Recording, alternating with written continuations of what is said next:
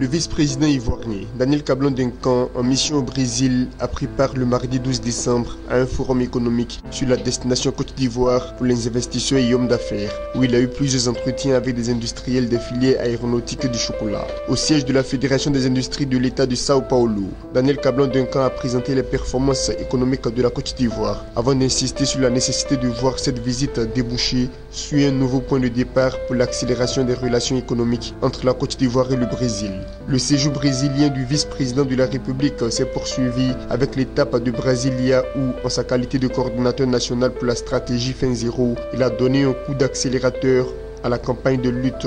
contre la faim. Le ministre ivoirien de l'Agriculture et du Développement rural, Mamadou Sangafoua Coulibaly, a effectué une visite de travail à Libreville sur invitation de son homologue gabonais. Cette mission prévue pour 5 jours s'inscrit dans le cadre de certaines prérogatives dévolues au ministre Sangafoua en sa qualité de président de la conférence régionale de la FAO pour l'Afrique sur la période 2016-2018. Mamadou Sangafoua Coulibaly a participé au business meeting régional organisé par l'appui de la Banque africaine de développement et du bureau sous-régional de la FAO pour l'Afrique centrale. Cette mission a permis de renforcer la coopération entre la Côte d'Ivoire et les pays membres de la communauté économique des centrales en offrant une plateforme d'échange et de promotion de la deuxième phase du programme national d'investissement agricole PNIA auprès des ministres de cette région.